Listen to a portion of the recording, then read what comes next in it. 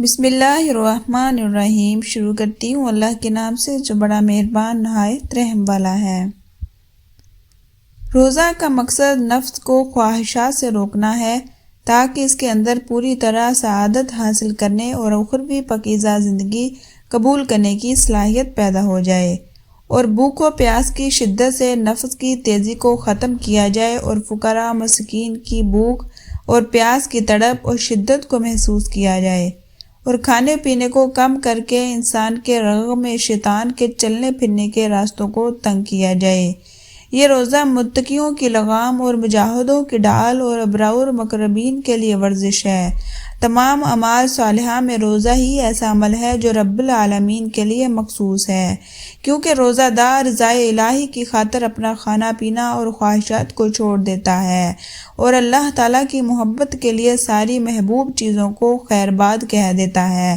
گویا روزہ ایک معاہدہ اور راز ہے جو صرف بندہ اور اللہ کے درمیان ہوتا ہے۔ لوگ ظاہری طور پر کھانے پینے کو ترک کر دینے سے آگاہ ہو سکتے ہیں، لیکن اپنے معبود کی خاطر اسے چھوڑ دینا ایک ایسی چیز ہے جس سے کوئی انسان واقف نہیں، اور یہی روزے کی حقیقت ہے۔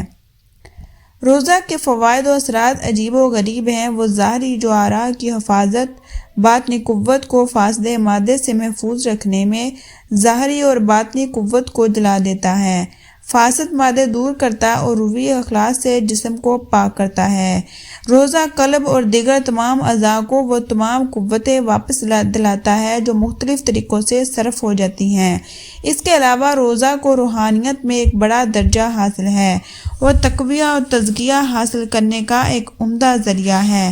اللہ تعالیٰ فرماتا ہے، اے مسلمانوں، روزہ تم پر بھی اسی طرح فرض کیا گیا جس طرح اگلی قوموں پر فرض کیا گیا تھا، تاکہ تم پر تقویٰ حاصل کرو۔ نبی کریم صلی اللہ علیہ وسلم ان لوگوں کو جو وسائل کی عدم موجودگی کی وجہ سے شادی نہیں کر سکتے روزہ رکھنے کا حکم دیتے اور فرماتے روزہ جنسی خواہشات کو دباتا ہے۔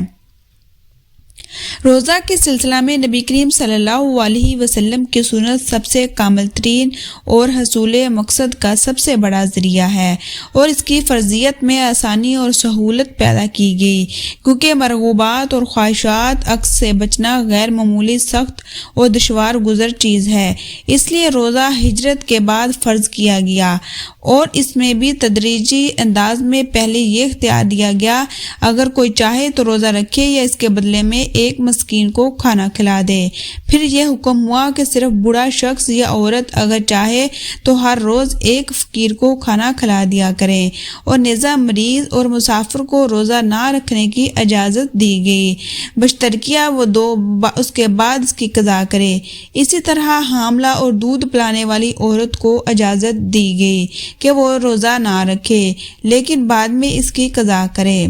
اگر یہ عورتیں صرف بچوں کے نقصان کے اندیشے سے روزہ نہ رکھیں تو قضا کے ساتھ ایک مسکین کو کھانا بھی کھلائے گی، کیونکہ ان کا روزہ نہ رکھنا بیماری کے خوف سے نہیں ہے کہ صرف قضا کافی ہو، اس لیے اس کی تلافی مسکینوں کو کھانا کھلائے اس سے کی گئی، جیسا تندرست آدمی اسلام کے ابتدائی دور میں روزہ نہ رکھنے کی صورت میں کرتا تھا۔ نبی کریم صلی اللہ علیہ وسلم کا رمضان کے مہینے میں مختلف قسم کی بکثریت عبادت کا معمول تھا، چنانچہ آپ حضرت جبرائیل علیہ السلام کے ساتھ قرآن مجید کا دور کیا کرتے تھے۔ اس ماہ میں کثرت سے صدقہ، قرات، تلاوت اور ذکر کرنے کے علاوہ اعتکاف بھی کرتے تھے، اور اس میں عبادت کا اس طرح اہتمام فرماتے تھے جو دوسرے مہینوں میں نہیں ہوتا تھا، اور دن رات مسلسل عبادت کرتے تھے اور کھانا پینا بھی چھوڑ دیتے تھے، لیکن امت کو متواتر روزہ رکھنے سے منع فرمایا۔ صحابہ کرام نے عرض کیا، آپ تو ایسا کرتے ہیں، تو آپ نے فرمایا کہ میرا حال تم سے مختلف ہے،